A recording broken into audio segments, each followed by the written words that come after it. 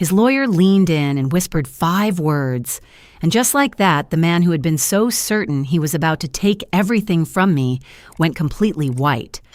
I had watched Daniel Carter sit across from me for months with that same smug, patient smile, like a man waiting for his reward. 16 years of marriage reduced to paperwork, signatures, and a quiet assumption that I would walk away with nothing but whatever scraps he decided I deserved. He thought he had already won. Everyone did. But in that moment, as his fingers tightened around the pen and the color drained from his face, something shifted. And for the first time in 3 years, I smiled. Now, if you had seen me that morning, you would not have thought I was a woman holding any kind of advantage. I wore a simple navy dress I had bought on clearance 2 winters ago. My hair was pulled back in a low bun that I had done myself in the bathroom mirror of a small apartment I never imagined I would be living in at 35. No jewelry, no makeup beyond what I could manage with tired hands. I looked exactly like what everyone believed me to be, a woman who had lost everything. Daniel had arrived early, of course. He always liked to control the room before anyone else walked in. When I stepped into the courtroom, I saw him standing near the front, laughing quietly with his attorney, Richard Hale, like they were discussing a business deal instead of the end of a marriage. His suit was perfectly tailored, charcoal gray, the one I had helped him pick out for a client dinner years ago. His watch caught the light when he moved his hand, a new one, expensive, flashy, a celebration piece. He didn't look at me right away. When he finally did, it wasn't with anger or guilt. It was something worse. Indifference. Like I had already been erased. His mother, Margaret, was seated behind him, hands folded neatly in her lap, posture straight, chin slightly lifted. When our eyes met, she gave me that small, tight smile I had come to recognize over the years, the kind that said she believed this outcome was inevitable, that I had simply failed to hold on to her son. I took my seat beside my attorney, Rachel Turner, and placed my hands in my lap to hide the way they trembled. Rachel leaned closer and whispered, "Are you ready for this?" I nodded, keeping my gaze forward. I just want it to be over. That was the line everyone expected from me, the defeated wife, the tired woman, the one who didn't have the strength left to fight. But here's the thing no one in that courtroom knew. Not Daniel, not his mother, not even my so-called friend who had been feeding him every word I said.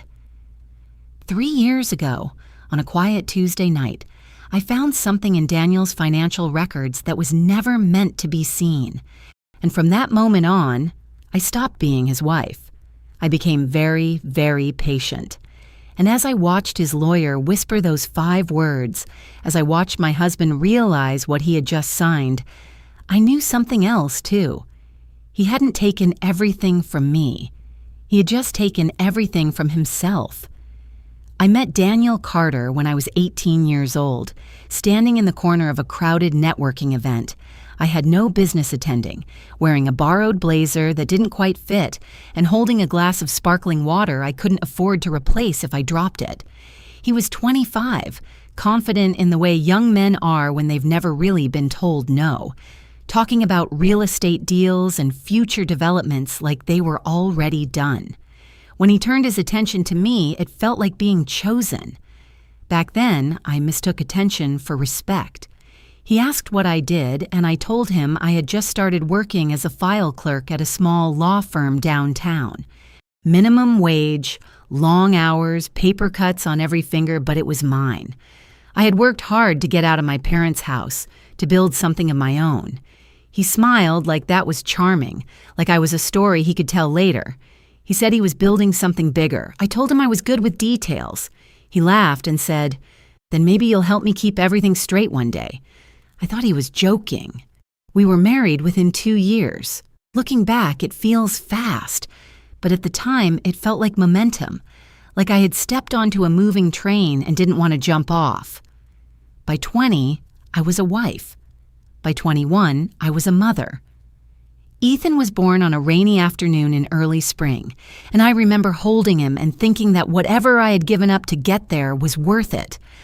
I kept working part-time after he was born.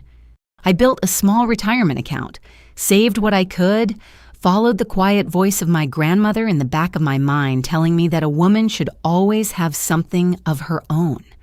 Not secret money, she used to say, just hers. Something steady, something safe. When Daniel's business finally started gaining traction, he came to me one night with that same energy I had seen the first day we met. He said he needed me full-time, said he couldn't trust anyone else with the numbers, the clients, the day-to-day operations. He said, "We're building this together." I believed him. So I quit my job. And from that point on, my world became his business. I handled the books, tracked every expense, coordinated contractors, scheduled meetings, answered late-night calls from clients who didn't respect boundaries because Daniel never enforced them. I decorated model homes, organized open houses, managed invoices, chased down payments. At the same time, I packed lunches, helped with homework, made dinners, kept a house running that always felt one step away from chaos. I told myself this was what partnership looked like. At industry events, I stood beside him in dresses I bought on sale, listening as people congratulated him. "You've built something incredible," they would say. "Your vision is amazing."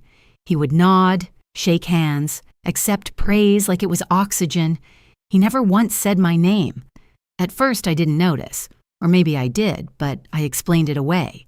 He was busy. He was stressed. He would make it up to me later, but later never came. Somewhere along the way, decisions stopped, including me. Conversations became one-sided. I went from partner to background. And then, without me realizing when it happened, I became invisible. The first time he criticized me, it was about something small, the way I dressed for a meeting. Said I looked too plain, that I wasn't representing the image he was trying to build. I laughed it off, went shopping the next weekend, spent money I felt guilty spending just to meet a standard he never clearly defined. Then it was the meals, then the house, then my lack of ambition. That one stayed with me, because I was working every day to hold his world together while quietly letting my own slip away. I remember standing in our kitchen one evening, stirring a pot of something I don't even remember cooking, listening to him talk about expansion plans, new properties, bigger risks. He spoke like everything ahead of us was guaranteed, like success was something he owned, and I stood there, nodding, smiling, telling myself this was temporary, that one day, when things slowed down, when the business was stable, when life felt less like a constant uphill climb, he would turn around and see me again. I didn't know then that while I was waiting for that moment, he had already stopped looking. The night Daniel told me he wanted a divorce, I was standing at the stove making his favorite dinner, the kind I had memorized down to the exact timing without ever needing a recipe. The kitchen smelled warm, familiar, safe. For a few minutes, I thought maybe we were having a normal evening. Maybe I had imagined the distance, the late nights, the way he had stopped really seeing me. Then he walked in, loosened his tie, and said my name in a tone I hadn't heard before. Flat, businesslike. "Emily, sit down. We need to talk." There was no hesitation in his voice, no softness. I wiped my hands on a dish towel and turned off the stove, telling myself not to overreact. People say things like that all the time. It doesn't always mean something is about to break. But when I sat across from him at the kitchen table, I knew. He didn't look nervous. He didn't look guilty. He looked prepared. "I want a divorce," he said. Just like that. No lead-up. No explanation. No pause to let the words settle. For a second, I honestly thought I hadn't heard him correctly. The room felt too quiet, like the air had been pulled out of it. I waited for him to say more, to soften it, to explain that this was temporary, that we could fix it. He didn't. Instead, he folded his hands on the table and continued, like he was outlining a contract. I've already spoken to an attorney. I think it's best if we handle this quickly and cleanly. Quickly, cleanly. 16 years reduced to efficiency. I felt something tighten in my chest, but I forced myself to stay still. Okay, I said slowly. What does that mean? He leaned back in his chair, finally meeting my eyes. And there it was again. That calm certainty. That quiet confidence of someone who believed the outcome was already decided. I'll keep the house, the business, the vehicles, all major assets. You can have Ethan, of course. I'm not trying to make this harder than it needs to be. You can have Ethan. He said it like he was being generous, like he was offering me something extra, something he didn't particularly want but was willing to let me keep. I stared at him, waiting for the punchline that never came. You're serious, I said. He nodded once. I think this is the most practical solution. Practical. I let that word sit between us. I thought about the years I had spent building his company, managing every detail he didn't have time for, raising our son, holding everything together while he chased bigger and bigger deals. I thought about the nights I stayed up late balancing accounts, the mornings I woke up early to make sure everything ran smoothly. Practical. And me? I asked quietly. What happens to me? He shrugged. Just slightly, like the question didn't carry much weight. You'll be fine. You're smart. You'll figure something out. Something out. That was what 16 years with him was worth.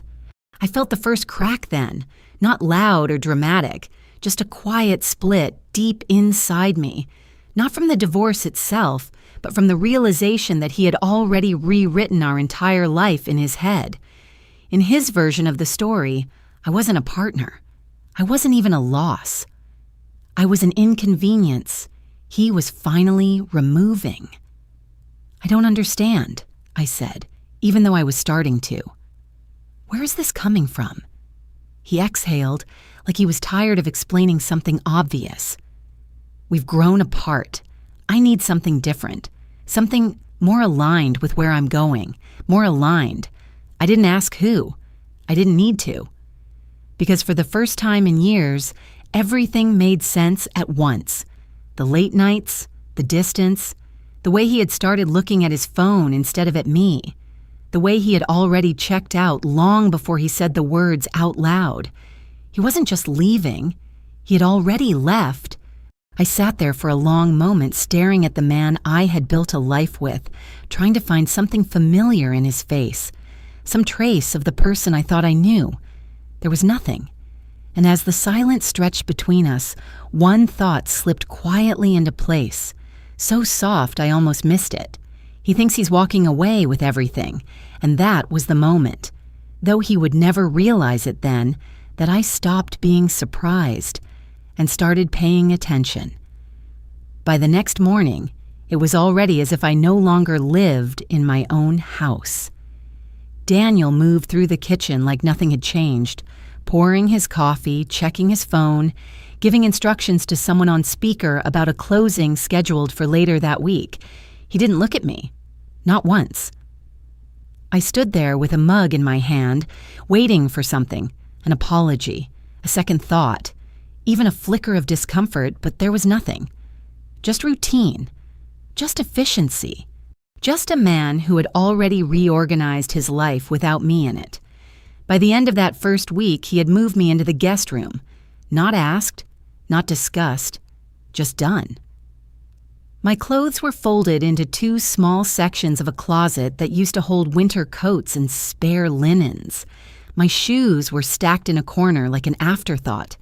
Everything else, everything I had built over years, was still in the master bedroom, but no longer mine. This is temporary, he said, standing in the doorway like he was offering me something generous. Until we finalize everything. I nodded. I didn't argue. That was the first thing he didn't expect. 2 weeks later, he brought her home. Her name was Chloe Bennett, 28. She worked at his company, of course. That detail didn't even surprise me. She walked into my kitchen wearing a smile that didn't quite reach her eyes, holding a green juice in one hand like she belonged there, like she had always belonged there. "Oh, you must be Emily," she said, tilting her head slightly, her voice soft but practiced. "I've heard so much about you." I wondered what version of me she'd been told about. She wore her confidence like a uniform, blonde hair pulled into a perfect ponytail, nails done, clothes that looked effortless but weren't cheap. She moved through the space carefully, observing everything without appearing to, and then she reached for the drawer where I kept the utensils. She didn't ask, she just knew where they were. That was the second thing that told me this hadn't started recently. Daniel watched her with a kind of pride I hadn't seen directed at me in years. He put his hand on her lower back as she walked past him, guiding her like she was something valuable, something new, something worth showing off. They sat together on my couch that evening, eating takeout from containers placed on plates I had chosen years ago. He laughed at something she said, a low, easy laugh that felt unfamiliar. I stood in the doorway for a moment, invisible in my own home, watching a life I had built being handed over piece by piece. "Emily," he said finally, glancing up as if he had just remembered I existed. "We're going to need to start separating finances." Of course we were. That same night, he canceled my personal credit card. The next day, the joint account access was restricted. Within a week, I had to ask him for money to buy groceries. "Just until things are settled," he said. Everything he did came wrapped in that same language, temporary, practical, reasonable. By the third week, he suggested I should probably find somewhere else to stay. It might be easier, he said. Less tension, like I was the one creating it. His mother, Margaret, arrived the following afternoon with a suitcase and that same composed expression she had worn for as long as I had known her. She greeted Chloe with a warm smile, a hug that lingered just a second too long, and then turned to me with polite indifference. "Well," she said, looking around the living room like she was assessing a space that needed to be reorganized, "we should start sorting your things. Your things." She moved through the house with quiet authority, opening drawers, pulling out items, deciding what stayed and what went. She held up a necklace Daniel had given me years ago, examining it under the light. "This would be considered a marital asset," she said calmly, placing it back on the dresser. "Best to leave it."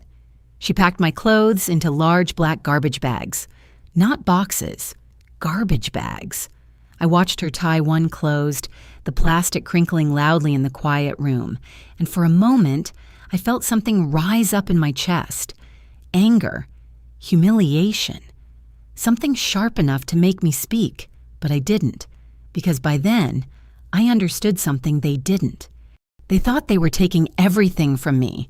They didn't realize. They were handing me exactly what I needed.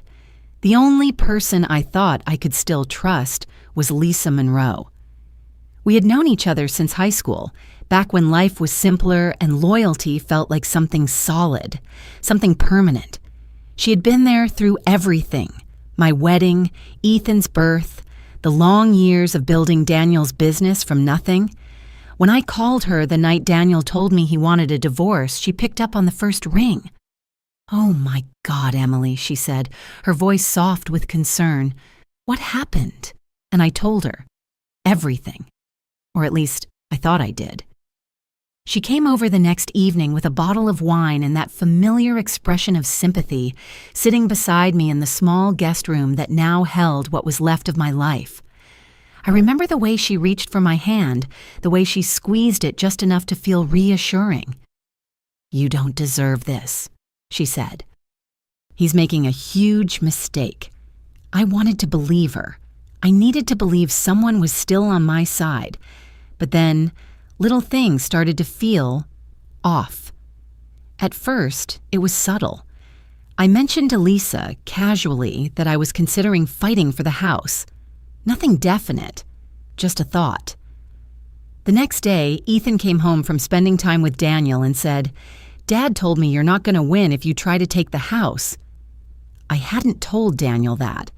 I told myself it was a coincidence. A few days later, I mentioned I was looking at apartments in a specific neighborhood across town.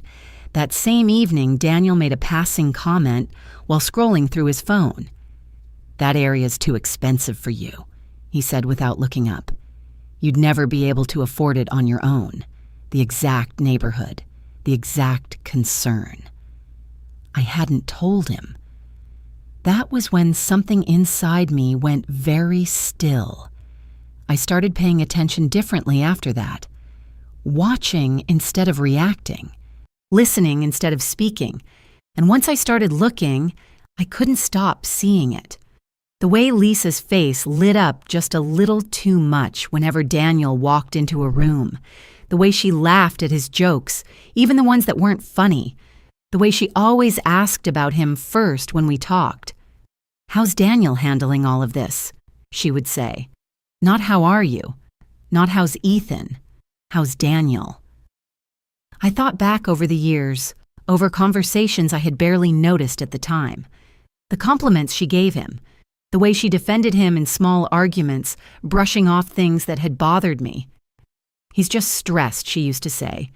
"You know how he is." I did know how he was. I just hadn't realized how closely she'd been watching him, or how much she wanted him to see her. It came together slowly, piece by piece, until the picture was impossible to ignore.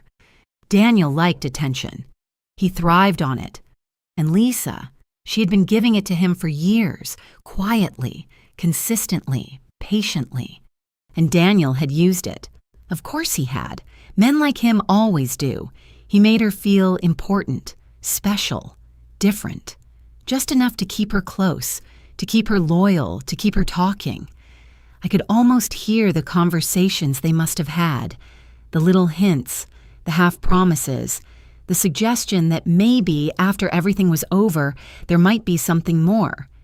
It didn't even have to be real. It just had to be enough. My best friend of over 20 years had become his source of information. My words, my plans, my thoughts, everything I trusted her with was being handed directly to the man who was trying to dismantle my life. I didn't confront her. I didn't ask questions, because confrontation would have ended it, and I wasn't ready for it to end. Not yet. Instead, I adjusted. I told her what I wanted Daniel to hear. I let my voice shake when I needed it to. I fed her just enough truth to make everything believable, mixed carefully with the parts I wanted carried back to him. She thought she was helping him stay one step ahead. She didn't realize she had just become the easiest way for me to stay 2 steps ahead of both of them. And while they were busy playing their game, I was quietly rewriting the rules. The worst part wasn't Daniel or Margaret or even Lisa. It was Ethan. He saw everything. He saw Chloe walking through the house like she belonged there. He saw his grandmother packing my things into black bags like I was something being thrown away. He saw the way his father spoke to me, calm, controlled, dismissive. And slowly, almost quietly, he began to pull away from me. Not in anger, in confusion. Daniel worked on him the way he worked on everyone, carefully, consistently, never loud enough to be obvious. I would hear fragments when Ethan came back from spending time with him. Little sentences that didn't sound like something a 15-year-old would come up with on his own. "Dad says you're making things harder than they need to be. Dad says he's trying to be fair. Dad says you won't cooperate." Each one landed softly, but they added up. I watched my son start to look at me differently. Not with rejection, not yet, but with doubt. Like he wasn't sure which version of the truth he was supposed to believe. And that hurt more than anything Daniel had done. I could lose the house. I could lose the business. I could lose every material thing we had built over 16 years. But losing my son, that was not something I was willing to risk. So I did what any reasonable person would do. I hired a lawyer. Rachel Turner came highly recommended from my old firm.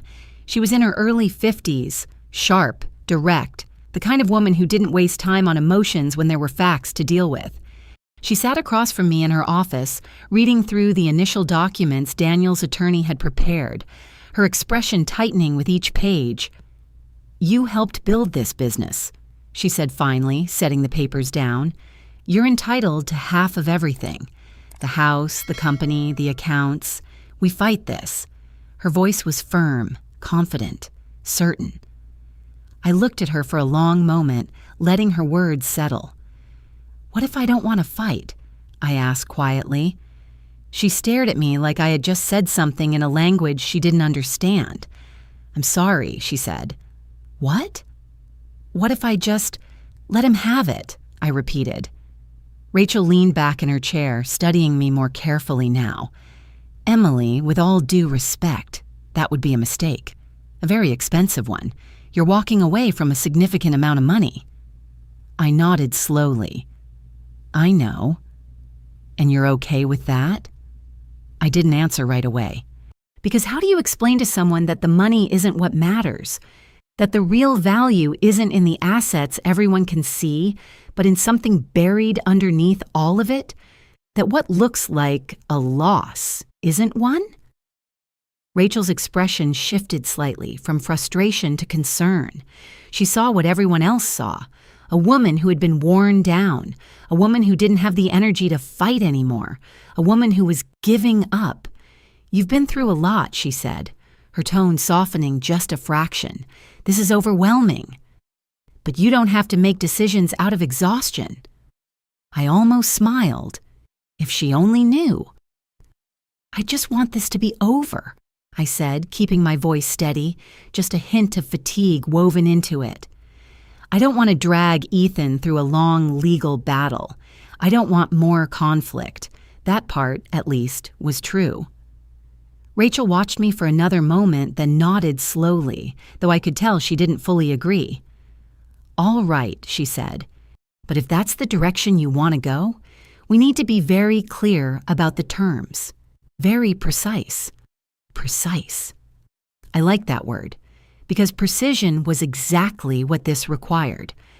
I left her office that day with a folder of documents and a reputation already forming behind my back.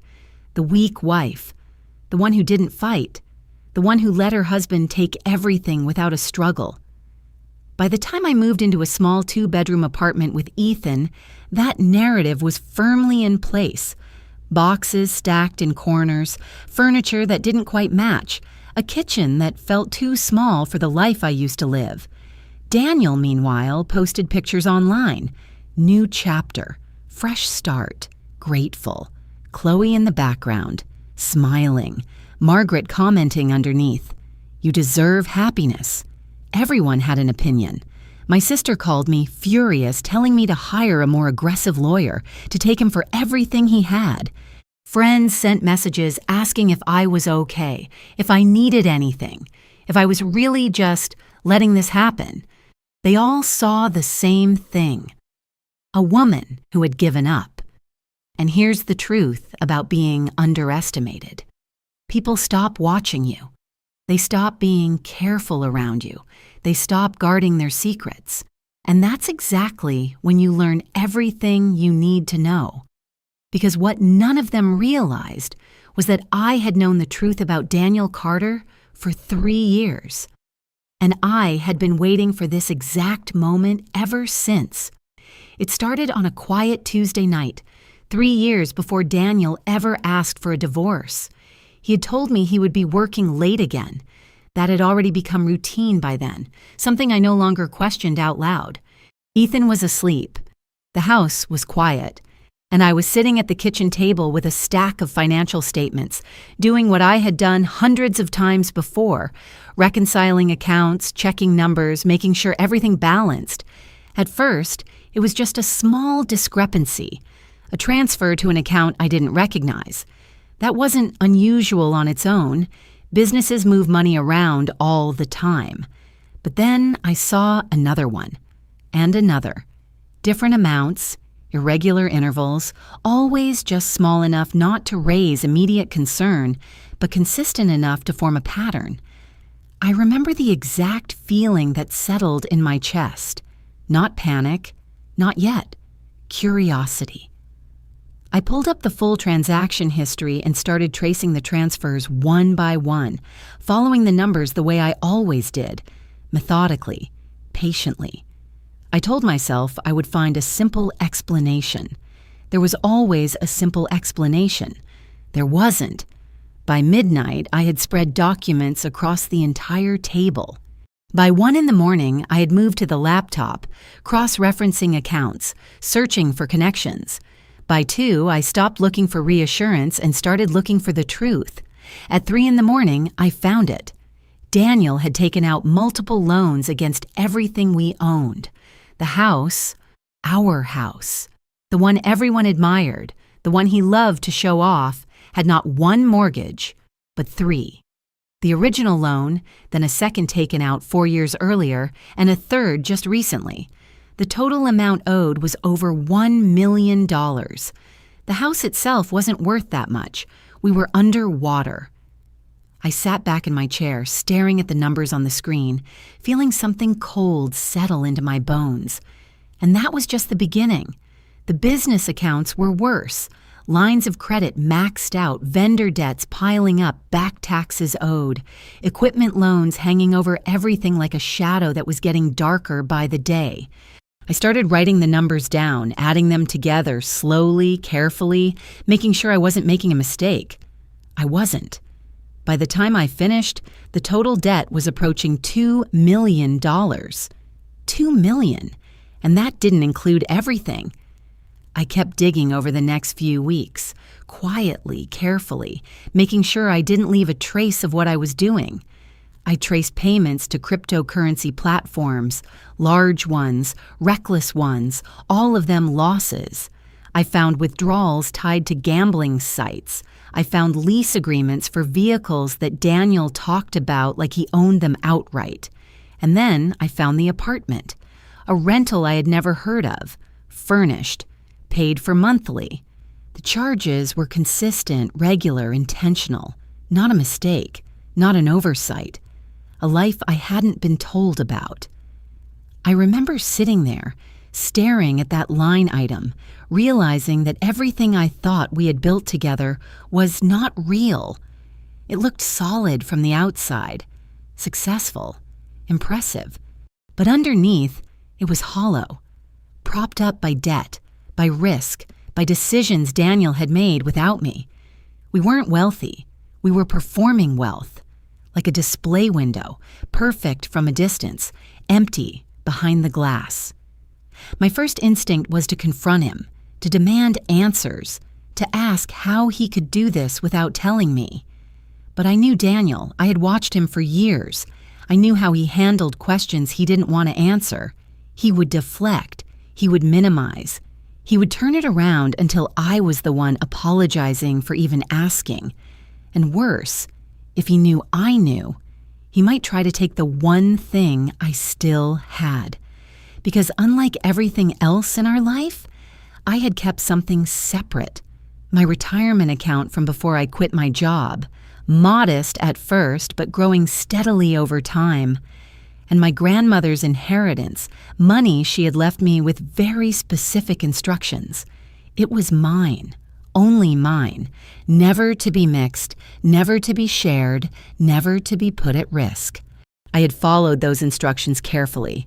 By then, it had grown into something significant, enough to matter, enough to protect. So I didn't confront Daniel. I didn't say a word. Instead, I did something far more important. I started preparing. I worked with my uncle who had spent his life as an accountant, and together we moved my assets into a protected trust in Ethan's name, not mine, not Daniel's, untouchable, safe. Then I documented everything, every loan, every transfer, every hidden account. I made copies. I stored them in places Daniel couldn't access. I built a record so complete that there would be no way to deny it later. And then I waited. Because I knew something Daniel didn't. Men like him don't stay.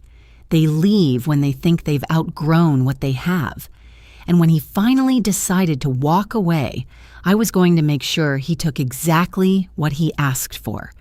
The day I sat down across from Rachel with 3 full binders in front of me, everything changed. She had expected another routine meeting, another discussion about settlement terms, custody arrangements, the division of assets. She was already preparing to argue, to negotiate, to push back against Daniel's demands. Instead, I slid the binders across her desk. "Start here," I said. She opened the first one, flipping through pages slowly at first, then faster, her eyes scanning columns of numbers, loan agreements, account statements. The room grew quieter with every page she turned. By the time she reached the second binder, she had stopped speaking entirely. By the third, she leaned back in her chair and just looked at me. "You've known about this?" she asked. "For 3 years," I said. She let out a long breath, shaking her head slightly, not in disbelief, but in something closer to respect. "And you've just been waiting?" "I knew he would leave," I replied. "I just needed to make sure I was ready when he did."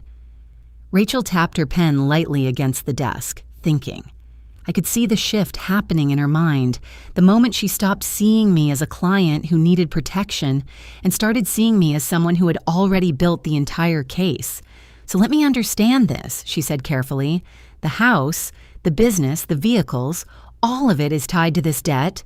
"All of it," I confirmed. "Every asset he wants comes with a liability he doesn't understand. And your money? Separate.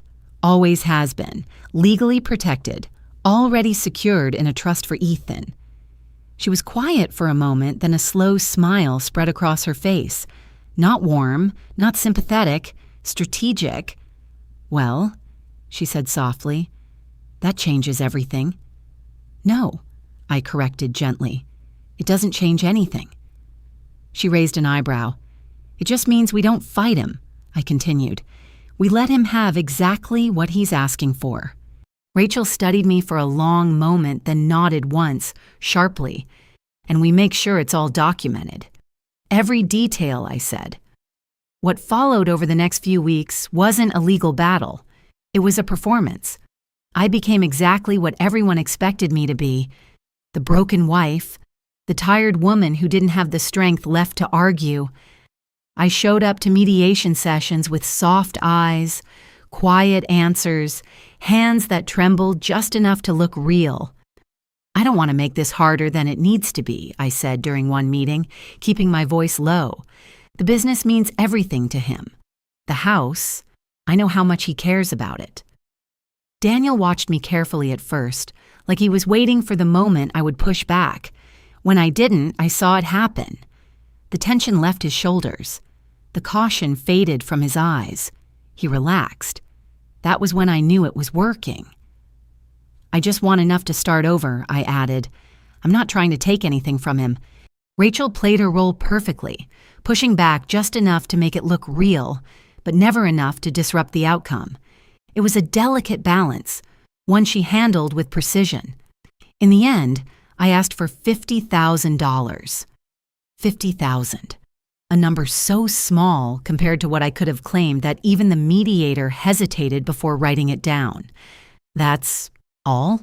he asked. I nodded. "Yes." Daniel didn't even pretend to negotiate. "Agreed," he said immediately. Of course he did. He looked at me across the table with something that almost resembled pity, like I had finally accepted my place in the story he had written, like I had surrendered. He had no idea. With each passing day, his confidence grew. He stopped being careful. He started talking more openly, bragging to friends, to colleagues, to anyone who would listen. "She didn't even fight," I heard he said once. "Just walked away." Margaret was even worse. "At least it's clean," she told someone on the phone, her voice carrying across the room one afternoon. "No drama, no complications. Daniel keeps everything." Everything.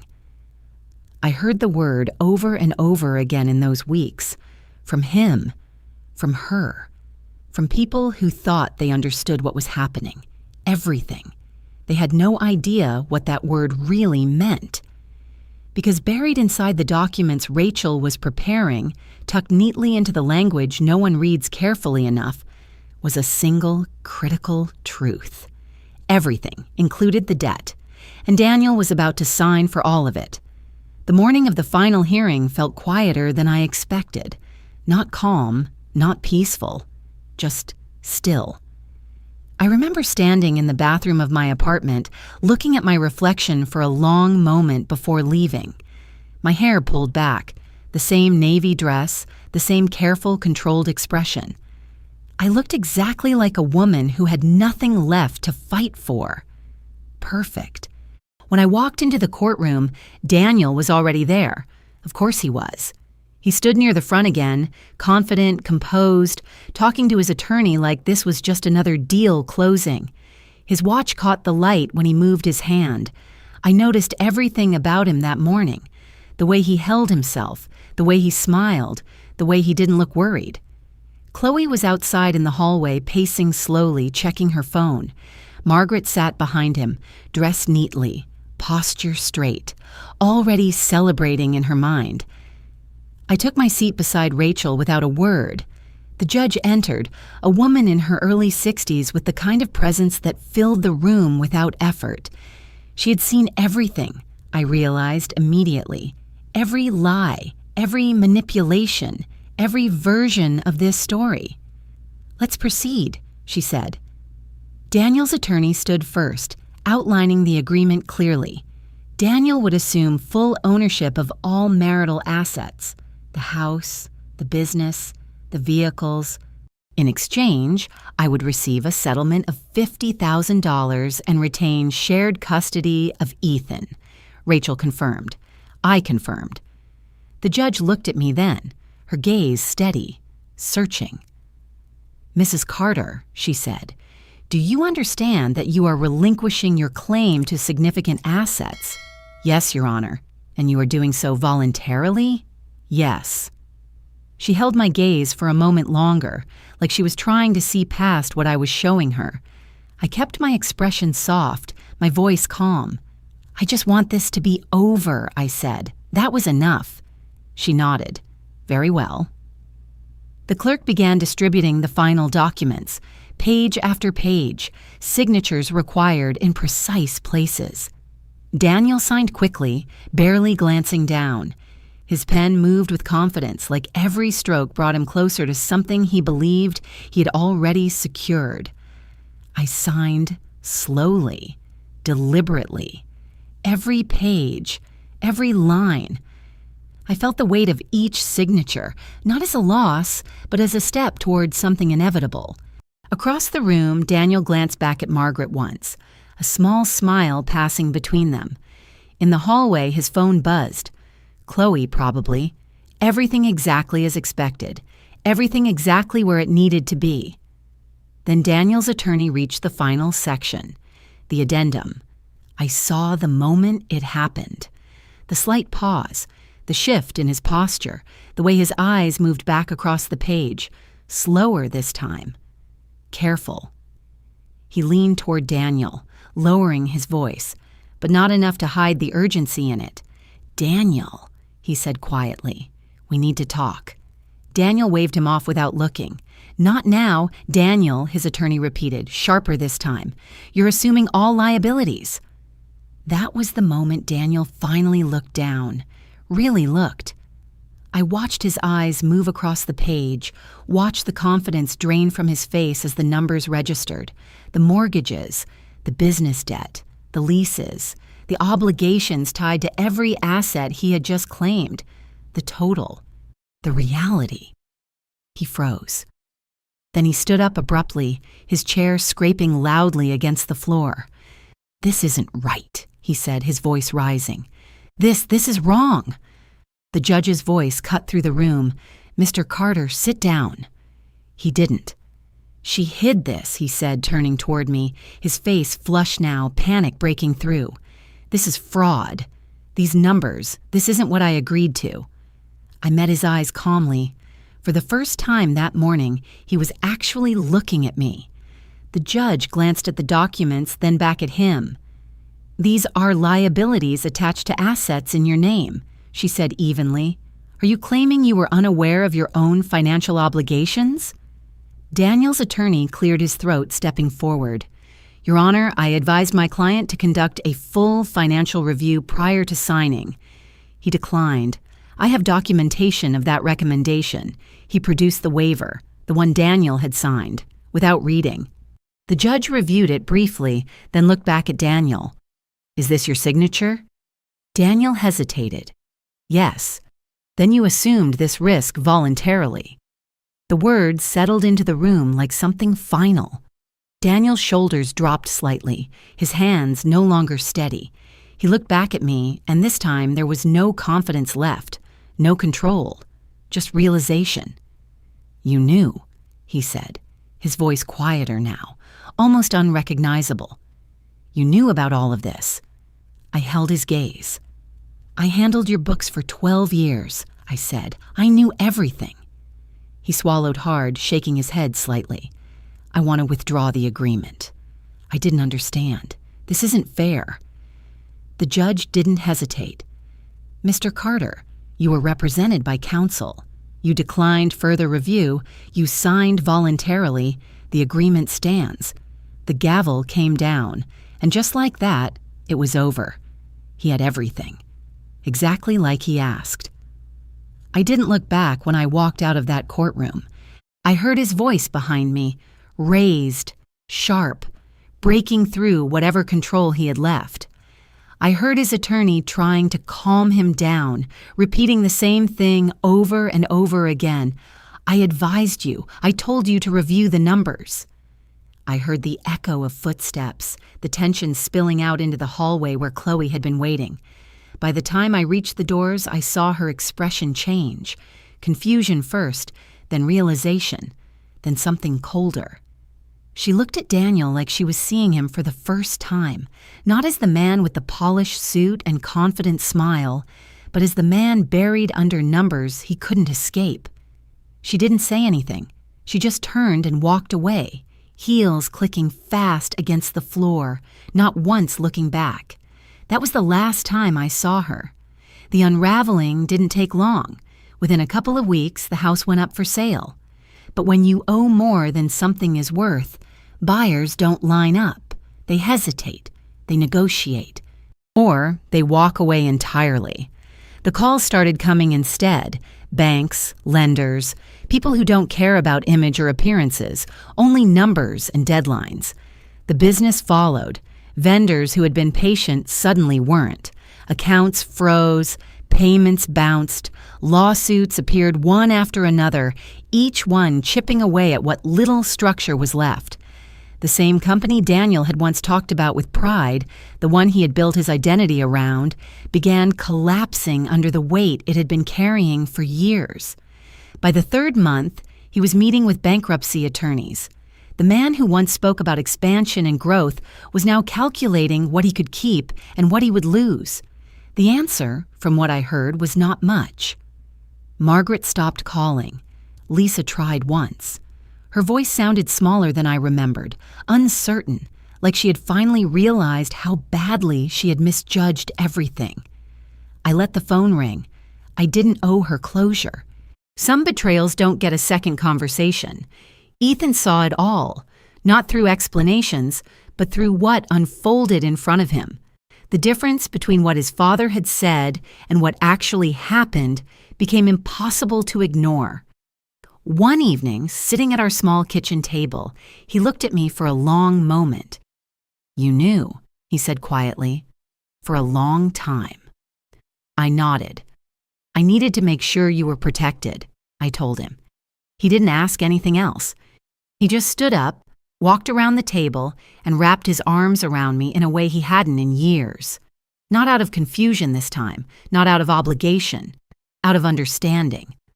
My life now is smaller, quieter. The apartment isn't anything like the house I left behind. The furniture doesn't match perfectly. The kitchen is just big enough to cook in, painted a soft shade of green that reminds me of something steady. But everything in it is mine. Every decision, every choice, every step forward. And for the first time in a long time, I'm not holding everything together for someone else. I'm building something for myself. Daniel asked for everything except Ethan, and I gave him exactly what he wanted. If this story stayed with you, if you understand what it means to wait, to see clearly, and to choose your moment, take a second to like this video, subscribe for more stories like this, and drop 3 words in the comments. I chose me.